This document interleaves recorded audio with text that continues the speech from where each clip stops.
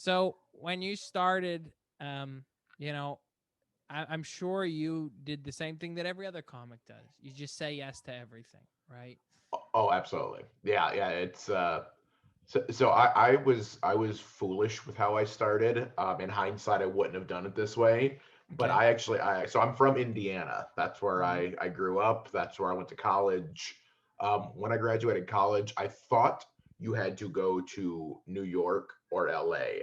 Like I knew comedy existed elsewhere, but I thought those were like the factories that produced comedy.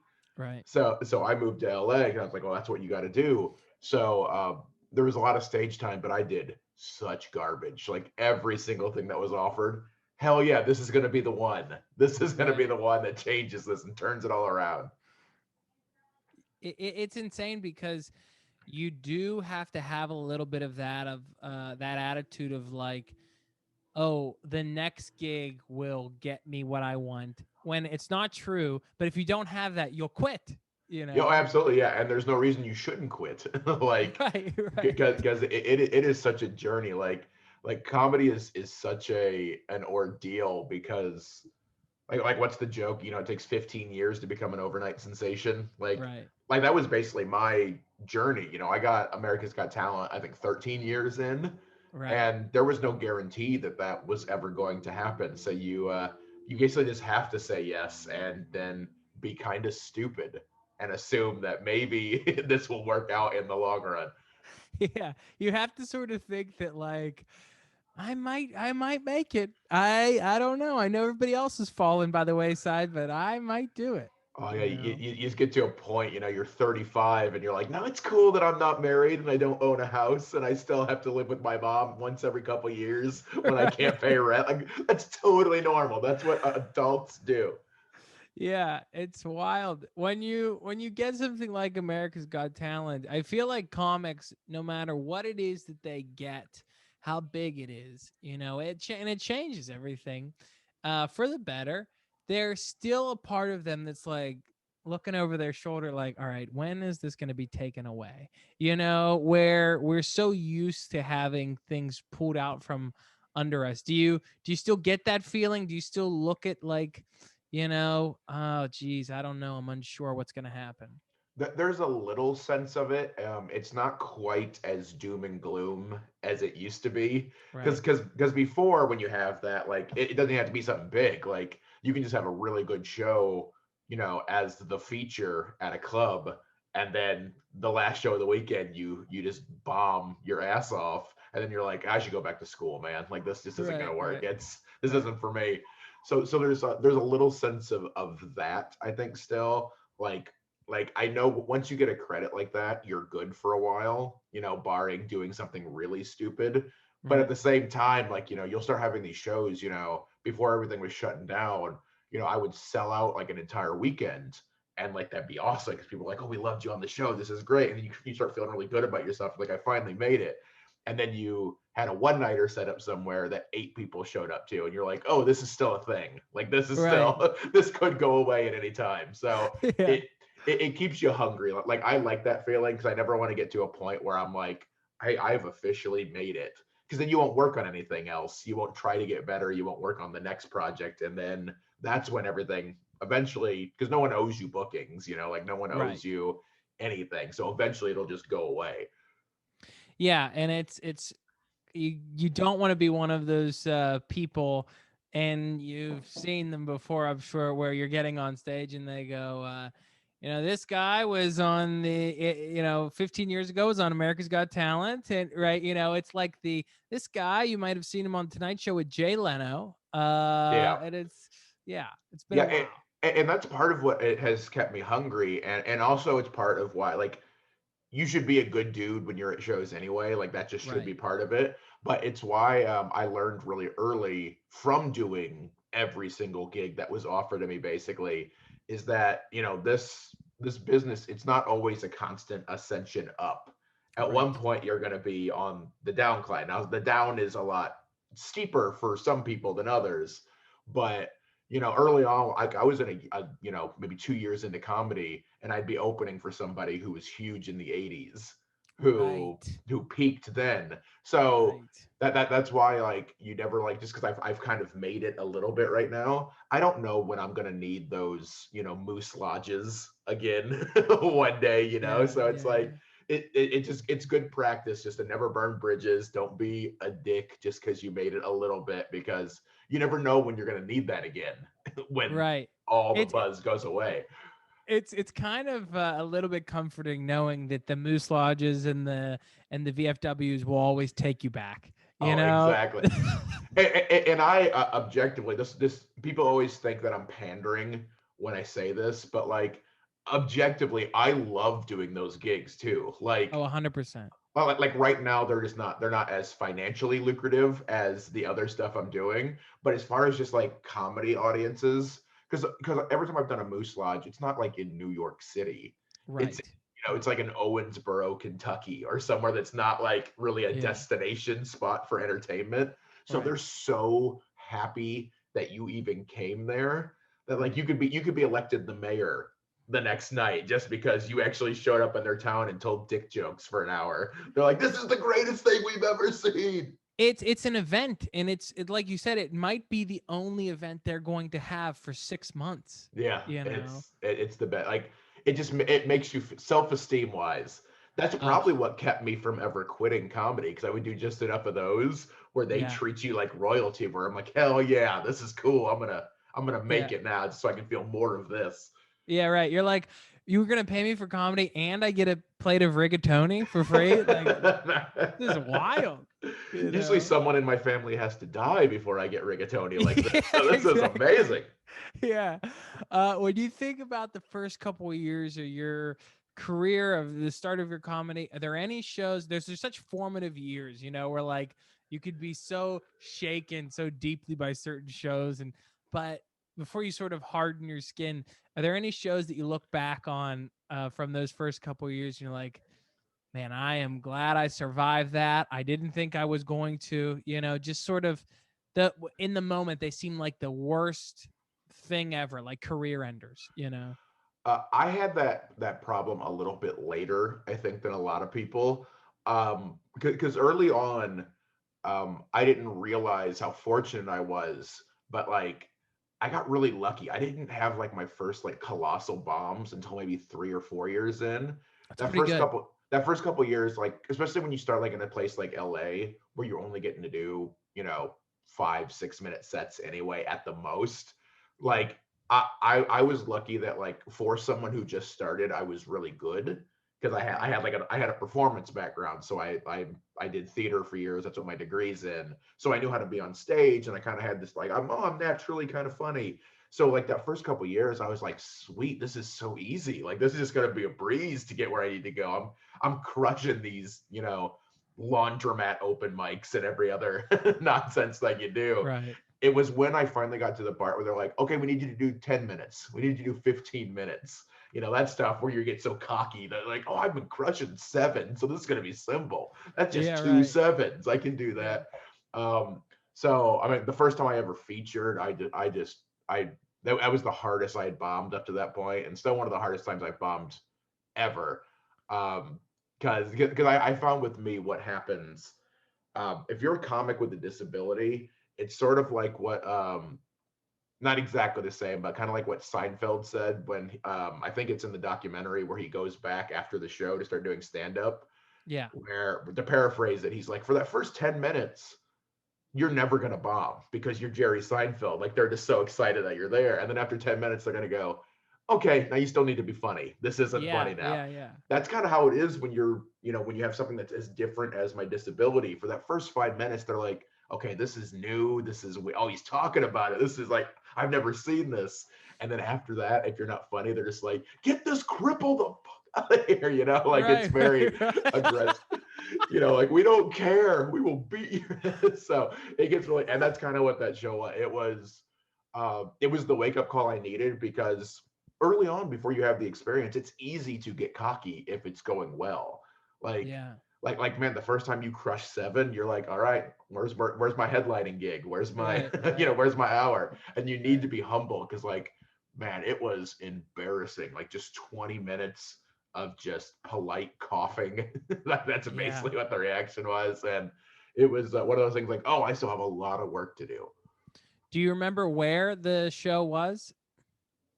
I can't remember the exact venue. It was in Ventura, California. So it was like a comedy club that had kind of been opened. I think most of the week it was like a seafood restaurant. It's a kind of like one of those type of gigs where like it Classic. transitions into a comedy club Yes. for Friday and Saturday. And a friend recommended me like this dude's really funny. He's been killing these bringer shows and like stuff like that. Right. And then Right. went in there, yeah. And so you're like, especially in LA too, it was like a 3 hour drive to get there through bad traffic, but like it didn't bother me the whole way because I'm like, yeah, I'm making it now. And then Right. just like the saddest 3 hour drive home, I think. It's so funny that drive home. I don't think a lot of people realize it, and it's something I've talked to other comics on this podcast about. Is that it's not just bombing on stage; it's everything else after that until you do well. You know, Yeah, so it could be weeks, it could be days. If you're not booked a lot, it could be months. You know. yeah. It's one of those things that I'm very fortunate that early on I got to become friends with Brad Williams, Hmm. who's still one of my best friends in comedy to this day. And he sort of like helped me out a lot with that. And he kind of taught me some tools to get over it. And one of the best pieces of advice he ever gave me that I give to comics now who are just starting is that like no matter what happens at the show, try to leave it at the venue Yeah. because your next show can be something totally different. So if you bomb, just leave it there. As soon as you get in your car, try to just move on and start thinking of the next thing. And even if you crush, leave it there. I mean, Right. I mean, if you've ever worked a comedy club weekend, like you could do a Saturday where the early show, you think you're, oh, okay, I'm getting my HBO special now. This is the greatest job in the world. And then the Right. late show, you're like, I'm going to go back to school. I think I'm going to Yeah. become an accountant because this just isn't worth it. So it can change really fast. You've got to leave it there when it's done, no matter what. Yeah, it's the roller coaster that you might experience within, like you said, one evening, is so vast Yes, that same venues, same amount of right. people there, like Same nothing else. jokes. Yeah, everything's the same, and it just does not go well the second time. And you're like, oh, okay, there's a lot of nuance to this job. Right, right. I'm curious. I think people assume that there are more hecklers in stand up than there actually are. I feel like when people fear doing stand up or public speaking, it's because they don't want people shouting out. But every once in a while, you do have somebody that, they say something that you just you either you're like, oh, okay, that was actually better than what I had, Yeah. or they're just so insane that there's no reasoning with them. Have you had any particular people shout things out at you that have sort of stuck with you, or like, yeah, that was just, I wasn't gonna win that battle. The hecklers that because I don't get heckled a ton. Like you said, like I don't have many like super like oh that guy was out of his mind, and I had to Right. destroy. I've been very fortunate in that regard that um, most of the hecklers that I have, and I think these are the worst ones to deal with for me, is hecklers that like you. I Yes. think those are the worst ones. Like the people Yes. who, and especially coming off AGT, because like America's Got Talent fans are very passionate. Like if they're into the show, like some of them are just so excited. Um, so like that's been the issue I've had probably the last few years. Like I'll get a heckler and I'll be setting up something that's either a little self-deprecating or, jokingly making fun of the fact that I only got third place and didn't win. And Right. like I'll be in the middle of a setup to something and a dude will be like, yeah, you're the man though. like we love you. And you're just Yeah. like, Jesus. Because like in that situation, I feel those are the hardest ones to deal with because they legitimately like you and you don't Right. want to like throw out someone who's probably going to buy merch and probably going to come see you again like and become a lifelong fan, but like you Right. also Right. can't do your job if like imagine like you work at a Starbucks and every time you're making a drink like your mom's like you're the best. You're like you eventually you just be like I appreciate it mom but you got to get the hell out, like Right. and so like I hate those hecklers, man. If somebody doesn't like you, man, I will go from zero to excuse me, from 0 to 100 and just you know, destroy them. Like I can make a Right. video of the, you know, crippled comic destroys heckler. Like I can make that because at that point, like if they're not liking you, they're not buying anything anyway. They're never going to come back to see you. They're just ruining the night of everyone else that likes Yes. you. Yeah. So yeah, take care of that. But if they like you, you have to, it's a tightrope because you don't want to lose a sale if you don't have to. Yeah, it's a great point that you make that there are some people that think they're helping, and when they come up to you after the show, that is still apparent that they're like, as that was pretty good what we did back there, huh? Yeah, It's like, we made a moment. Yeah, I'll take my yeah, cut, whatever, yeah, right, yeah. whatever you want to throw. We, Yeah, it's yeah. it's wild. It's the one like major negative of like how popular the hecklers getting handled videos have become. Is Yes, that yeah, some people want to be a part of that? right, Like right, they're really excited. Like, hey, you want me to yell something? I'm gonna yell something at you. Like yeah, right, you yeah, can make fun of me if you want. Like you can yeah, do right, this. And I'm just like, I don't. I yeah, never do. yeah, I think that's the thing that people don't realize that most comics they learn to deal with hecklers because they have to, not because there's any kind of like enjoyment.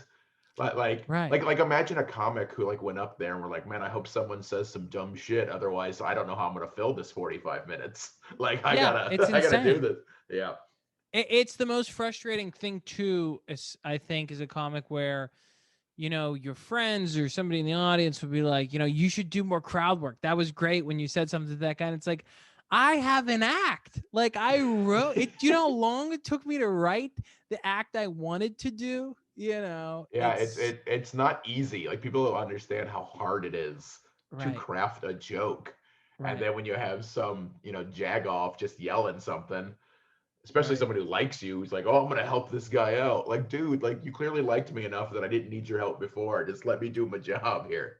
Right, exactly. Did you find when you come off of the success of America's Got Talent, so you see sort of the world as a comic without that credit, and then you see it with that credit. Was there any sort of hesitation or worry that, like, will I be able to fill this new role that I have? Like, There's always a sense of that, just because it's different now. Like right. I was when AGT was done, it was like just before I think my 13th anniversary in comedy. So I've been doing Mm-hmm. comedy a while, and something that a lot of people, if you're not in comedy, like they don't understand that like you don't do something like America's Got Talent on a whim and do Right. well. You don't Right. just Right. decide like, well, I'm pretty funny at parties, so I'm gonna go try to do that. Like there was a lot of hard work. Like I didn't just magically get funny. Right. So I knew that like I had the chops because I had been headlining, one nighters and like all that, like smaller clubs. Like I was doing okay for myself. So I knew I could fill that role as a headliner. But for me, it was way different when people know you ahead of time. Mm-hmm. That changed because the expectation is different. I was headlining and crushing in rooms where they were just there for comedy night. They weren't there Right. for Ryan Niemiller. They were Right. there because, oh, it's the thing to do in Owensboro, Kentucky tonight. Right. So Right. that's I'm not saying it's easy, but it's way easier when no one has expectations on you, because then you can go in with like, okay, well, they don't need me to be the guy from America's Got Talent because I don't have that, so I'll just go Right. be funny. Once you're on AGT, they have an expectation of what you are, because now a lot of people are coming to the shows who aren't comedy fans, they're AGT fans. And AGT is an incredibly clean show. And my live show is not vulgar, but it's a little dirtier. I'll do jokes Right. about like people asking me how I masturbate and things like that, things that Right. are a Right. Right. little Right. bit Right. dirtier. And then seeing like 70-year-old women be like, oh no, like it really it changes that. And then plus like having a disability, one thing that I used for years to my advantage is that no one's expecting a handicapped guy to be their next comic. They're just not. Right. That's not the assumption when people are like, oh, it's comedy night. I bet this guy's gonna have weird arms. I bet that's what's not, like no one expects that. So I was able to use that to my advantage. It's not a surprise for anybody anymore. People are coming knowing that. So I had to kind of just change the flow and framing of my act. So it took a little bit of trial and error those first couple months. That's so interesting that there is something a little bit freeing. I mean, when you're in it, you're like, God, I wish I had something that these people knew me for, so they would come to see me. But I guess once you removed that mystery is gone. The like, well, I'm just the gunslinger that comes into town, I do the work, and then I go to the next one, and no one, has any. It's such a surprise for them that I came up there and killed it, and they didn't hear of me before, and now that they know you, it's almost like they know you too well. Yeah. Oh, and especially with AGT too, because that show is built on getting to tell your story. It's not just Right. being talented at something. It's like literally like, here's how I grew up. This is what I did. This is how the struggle's been. This is how hard I've worked. So now they think that they actually know you. So if like they're expecting you to be one thing and then I say shit once and they're like, we thought we knew you. This Right. isn't who you were on the show that we fell in love with. It's like Right. you get 2 minutes, man, and it's NBC. Like you can't say fuck. I'm sorry. Like it Yeah. just Right. it's Yeah. not how it is. And so yeah, it's a lot of it. I'm getting better at it now because it's just like I've learned very quickly because AGT is also the first time I've gotten like active haters as well. Really. Because some people just aren't gonna like you. Like most people have Yeah. been positive, but some people, man, try, like if you've been on AGT, try telling, even if it's a light joke, try telling a political joke on Yeah. Twitter. Stay Right. out of we don't want to hear your pod. Like it's just like, man, like you can't play. I learned pretty quickly that statistically, most people aren't going to think you're funny, even if you're the funniest person on the planet. So you Yeah. might as well just do what you think is funny and cater to the people who do like you because they're the ones that are going to buy you a house one day. Yeah, that's a great point. You kind of have to be a little bit true to yourself in some sense. I mean, Yeah, eh, because I've had people, because there'll be people like, you shouldn't talk politics. Like, get rid of those jokes. Man, I had people like literally, I've made a career. I did so well at AGT talking about my disability. And there were people tweeting at me being like, you shouldn't joke about that. Disabilities aren't funny. So, like, and I it's try to say, you. It's yeah, you. That's the it's me. I'm craziest talking thing. about me. Right. Like, and so it's one of those things that, like, man, I like, and the response I'll give a lot of times, it's like, if I got rid of every joke that somebody told me that they didn't like, I wouldn't have an act. I Yeah. would be an accountant right now because Right. literally every joke I've ever told, at least one person has been like, I don't think that was very funny. I think that was offensive. I think that was inappropriate. So it's like you can't please everybody. Your goal should be just to try to please as many people as possible, but mostly yourself. Like if you think it's Right. funny and you're passionate about it, go for it. Otherwise, someone's going to be upset. So you might as well just do your thing. Have you had the maybe even before you've had it, but especially after, sort of, are you doing the sort of the corporate circuit now where it's like, this is the guy from AGT and this is, and then you go in and it's like noon, or there's, Uh, you're in a convention center or something like that. Are you getting that now? Or I, did you have that before? I've done a little bit of it. Obviously, with things being what they are during the pandemic, Right. there's just not as much of that out there. A lot of people are like, there's some Zoom, like, so I'm doing some virtual ones, which is a different energy altogether. Anyway, like corporates can be a Yes. little weird under the best conditions, let alone now you're doing it, from home and you can't hear any feedback.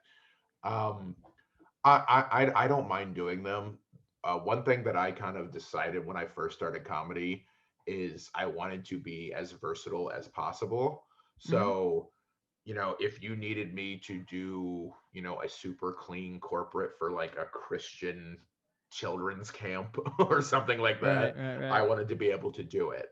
If you needed me to be on, something that's like called like the dirty show where it's all about doing the most offensive jokes possible, I wanted to be able to do that as well. So Yeah. I didn't want to ever have to turn down a booking because I didn't have the material that was appropriate for it.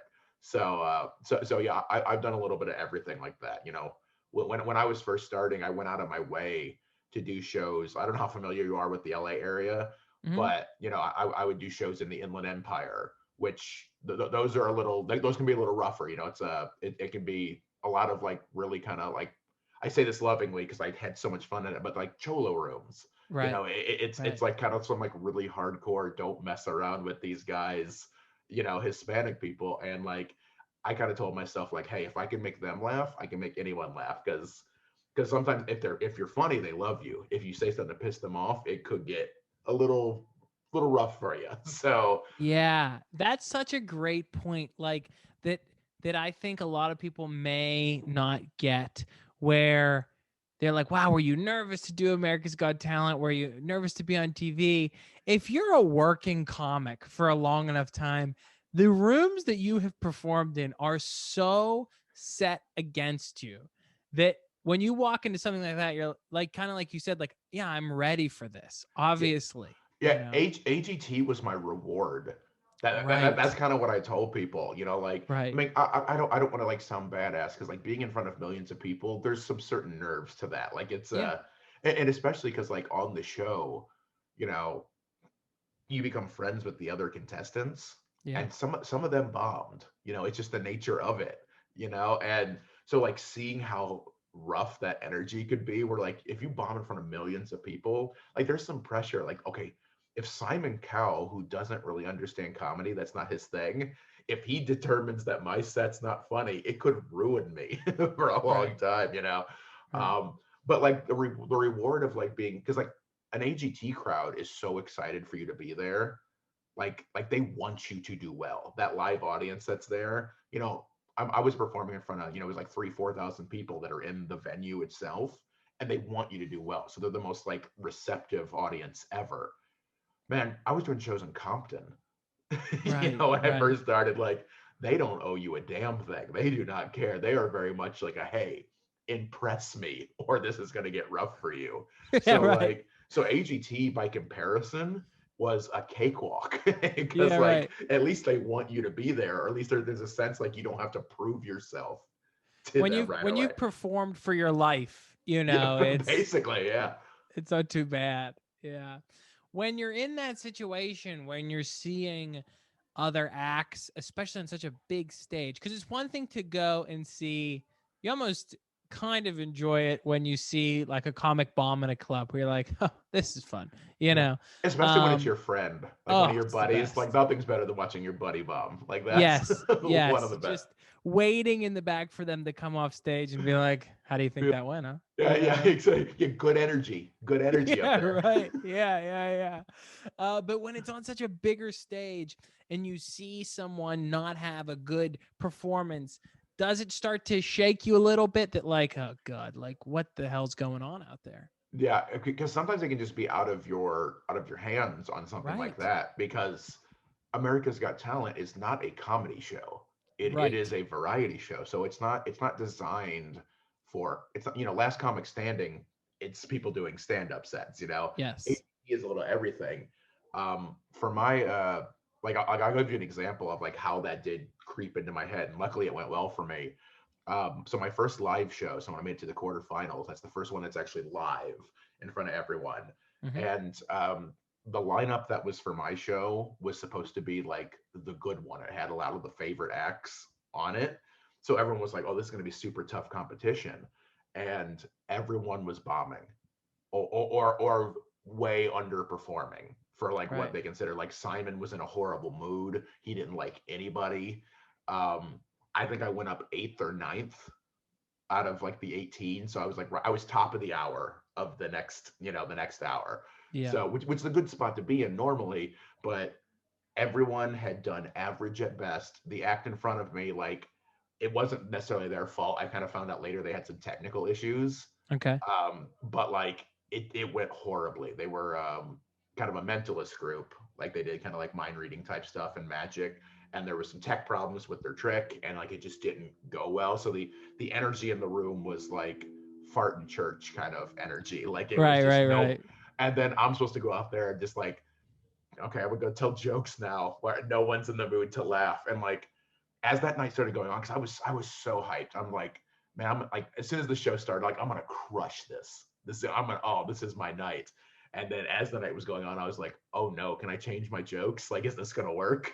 Right. But like at that point, you just have to like go for it. And luckily, like I was the one that kind of turned the night around, which is something, which honestly is something that doing all of those rough shows over the years helped with. Like, Absolutely. yeah, one of the things I always prided myself on, I love the challenge of turning a bad crowd around.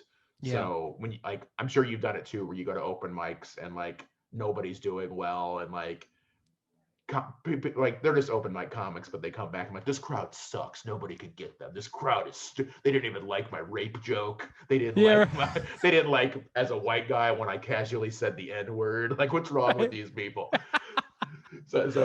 I always And that's prided the same myself. comic, by the Yeah, way. exactly. Oh yeah, absolutely.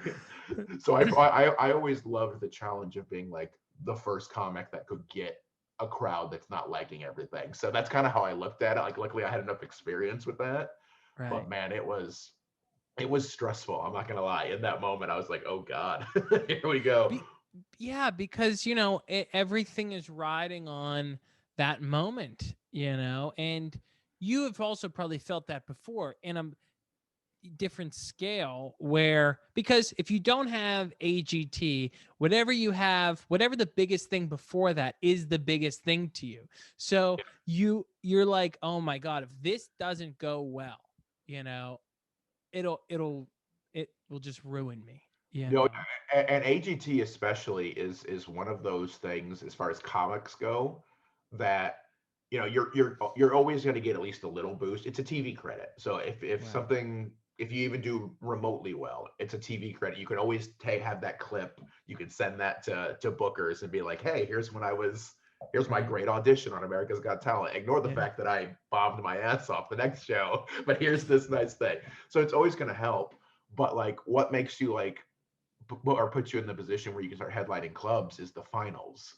So Right. like, so you don't have to win. I don't think a comic's ever going to win the show, but like if you make the finals, like the second I made the finals, that's when I got representation. That's when clubs were like, now like, hey, we want you to come in and headline this. It wasn't when I crushed my audition. Right. It was Right. when I made the finals. So that was the pressure. It was like, man, if you make it to the quarterfinals and like that didn't go well, it would have still been a fun run. Like, I'm not gonna be upset with getting the opportunity because again, no one owes you anything, Mm-hmm. So getting the opportunity would be great, but we probably wouldn't be chatting right now. I wouldn't be headlining, heliums and improvs and everything else. It's just not how that credit works. So there was a lot of pressure to do at least get to the finals.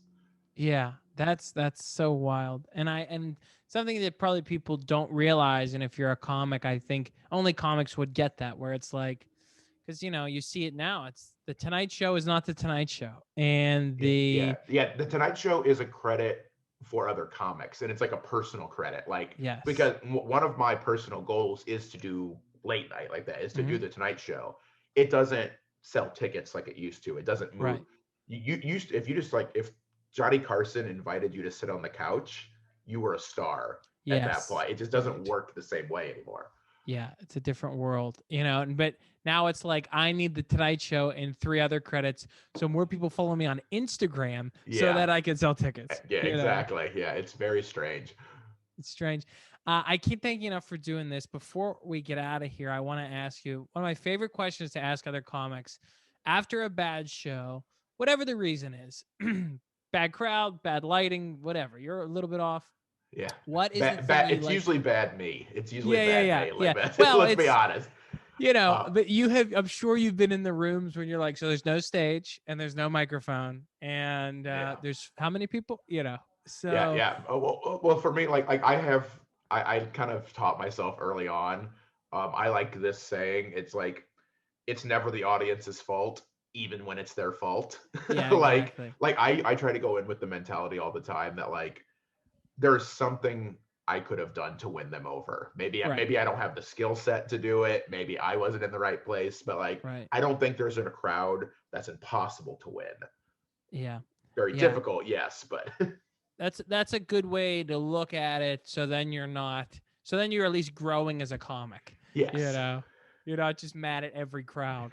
Uh, what is the thing that you like to do after a bad show that sort of picks you up? Is there sort of a comfort thing or a ritual or a, is it a food item, a show you like to watch that sort of that you kind of revert to after a bad show because this is how I get out of this? For me, it's video games. So that's my Okay. big thing here. You can probably see a little bit behind me. That's part of my large video game collection. So I have like 28 consoles and 3,000 games at this Oh point. my god. I'm a collector, so that's my thing. Yeah. Um, so that is what I do. When I travel, I always bring something with me, some sort of video game system, usually my Switch or something like Yeah. that. And after a bad show, I'll play a game. And to tell you the truth, after a good show, I'll do the same thing because like it's real easy to get yourself too hyped up too. Yes, right. Yeah. Like oh man, I crushed that. Then you're up until 5 in the morning, like trying to tell somebody like I'm good. I'm so good. Like what Right. to do? So like Right. even the same thing. It's like man, I'll just play some Mario for a little bit just to kind of make my seat even keeled. So I think it's super important, and I would give this advice to anyone who's like wanting to do comedy or make it in comedy Mm-hmm. is it's important to have other things that you care about that have nothing to do with comedy. Yeah. The reason that I love comedy as much as I do now is that when I'm not doing comedy, I rarely talk about comedy. I don't want to Right. talk shop all the time. Like Right. I want to write for a certain amount of time and then be done. Like it's real easy when you first start, and I think we all kind of go into it, where your whole personality becomes like I do open mics. I'm a comic now. This I'm writing. You want to have a writing workshop? Like eventually, it's like no, you got to just be a normal person who just does things because Yeah. that's going to help you write and that's going to help you stay with it. Like if I didn't learn that early, I would have quit comedy years ago because It's I too love much. yeah, I love this business and I love the shows, but there's a lot of extra stuff that goes along with this that is Right. rough on you mentally. Like it's, you're like, when things are normal and there's no pandemic, I'm gone potentially 45 to 50 weekends of the year. I miss my dog. I miss my girlfriend. Like Yeah. Right. you're lonely, like you're always in airports and you're always just traveling and your diet is nothing but, deep fried chicken wings and mozzarella sticks. Like it Right. can wear on you. So if you don't have those other outlets, whether the shows are going good or poorly, you need to have something that's just like, okay, I'm going to binge watch this show for no other reason than it makes me happy. Yeah. Right. Exactly. That hotel room gets a little dark sometimes, so you just have to Yeah. have those things that pull you out of that. Yeah. I've never had these issues. I personally, like, I don't drink, I don't do drugs. Like, that's just a decision I made a long time ago. Right. But like, once I started getting into comedy, because you always hear these stories about like really successful, entertainers and comics. Like, what do you mean he OD'd on heroin? Like, how is that possible? His life was amazing. Like, he had this, but like, they're very true what you said because you go from being the most popular guy in the room, like you can crush, and like for that hour, you are the best human being in that city. Like you Right. are awesome. And then when that's over, you just go to the hotel room and you're by And it's yourself, nothing. and there's no, it's just you and your thoughts. So like I Right. get why people will be like, well, I'm gonna get drunk so I feel something. I want to keep this going. And Yeah. so it can be that's a I think an aspect of this business a lot of outsiders don't understand is like you have to be mentally tough even if you're killing it. Like not Yeah. just for like dealing with bombs, but dealing with success can be harder for some Yeah. people. Yeah. Because that off switch is hard to find sometimes. Yeah. You know. So that's why Uh, that's for me. I bring at least my Nintendo Switch with me everywhere, just so I have something I can just mindlessly do to kind of get myself back to that normal state. I think that's perfect. I think that's perfect. Ryan, I honestly, this has been so fun. I can't thank you enough for doing this. Absolutely. I'm sure people know where to find you, but and just in case there's one person that has not heard of you by now, tell people where to find you, where they can hear you or see you. Sure. So all the social medias, it's at Cripple Threat 8, and that's the number 8. So Twitter, Facebook, Instagram. CrippleThreat.com has my I say this a little tongue in cheek, my tour schedule. We don't really Right. have those Right. right now to the same, but you can find where I do gigs there. I also have a podcast that I do with two of my best friends in the world, Johnny LaQuasto and Brent Terhune. that's called The Cafeteria. So you can find us on Spotify and Apple and all that good stuff. So give that a listen. And then you'll probably find me at a GameStop or a game store somewhere when that stuff opens. So come say hi. I'm easy to Right find. on. Right on. Well, thanks, buddy. I appreciate you doing this. Absolutely. I appreciate you having me.